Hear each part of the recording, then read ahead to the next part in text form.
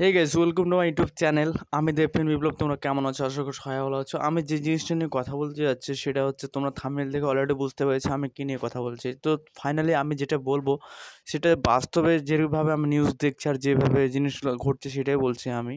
তো ফাইনালি যে আমাদের কলকাতার যে ওয়েস্ট বেঙ্গলের যে প্রডিউসার আছে তারা বড় বড় প্রযোজনা প্রতিষ্ঠান যারা তারা এখন শাকিব খানের দিকে চাপছে, এটা সত্যি কথা, আমিও দেখতে পাচ্ছি সেটা।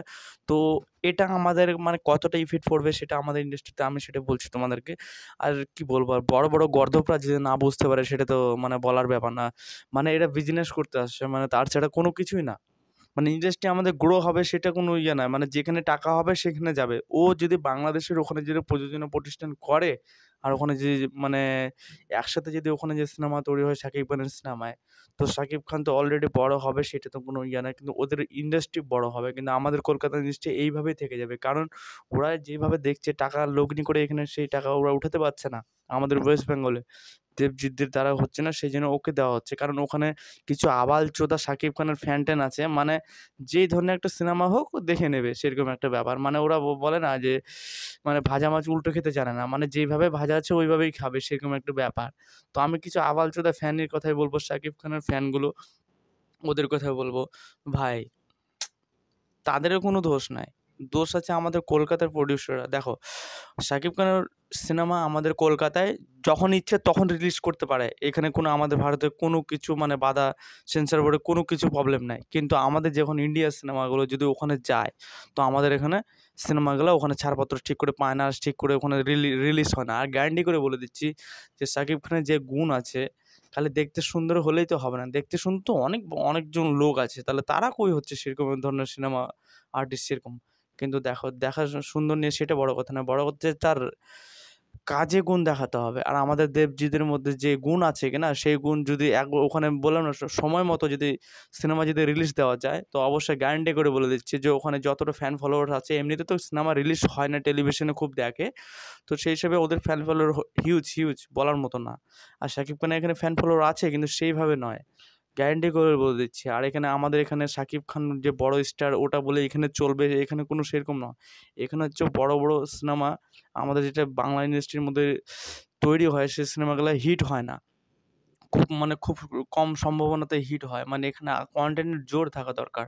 সেই হিসেবে মানে আমাদের বাংলার প্রডিউসারগুলো যারা বড় বড় প্রযোজনা প্রতিষ্ঠান আছে, এসকে ফিল্মস, এসভিএফ, এরা একটা হচ্ছে বলে না, এগুলো হচ্ছে সিনেমা, এরা ব্যবসা করতে এসেছে, এরা ইন্ডাস্ট্রি গ্রো করতে আসেনি। মানে ইন্ডাস্ট্রিতে কাজ করো, ইন্ডাস্ট্রিতে এখানে গ্রো করো, এখানে কীভাবে অডিয়েন্সকে ফেরানো যায় সেটা চেষ্টা করো। আর তুমি না করে, সেটা না করে তোমরা তোমরা অন্য জায়গায় টাকা লগ্নি করছো, সেখানে যে টাকা তোমাদের প্রফিট আছে, ঠিক আছে, তোমাদের এখানেই তো প্রমাণটা বোঝা যাচ্ছে তোমরা কি করতে যাচ্ছ ইন্ডাস্ট্রিতে।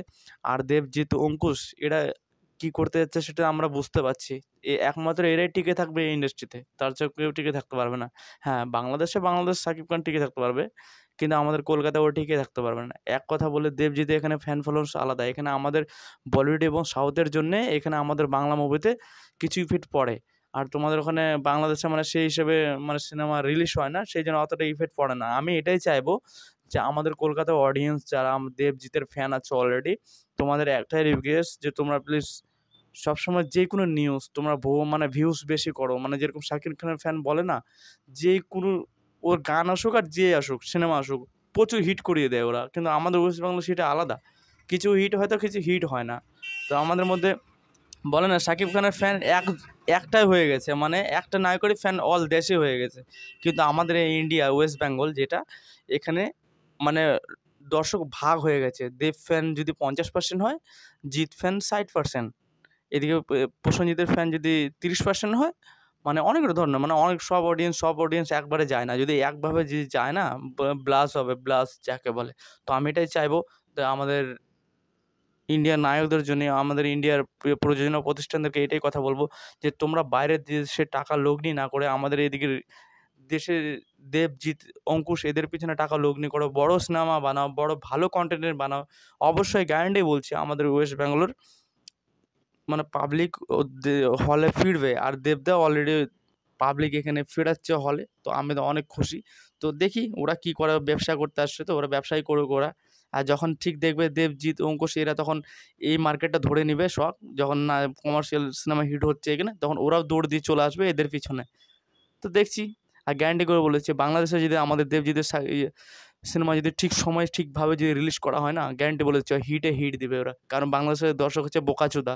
মানে ওরা যেরকম এই কমার্শিয়াল সিনেমা ভালোবাসে, কিন্তু যেরকম হোক পচা পড়া হোক ওটাও চলবে।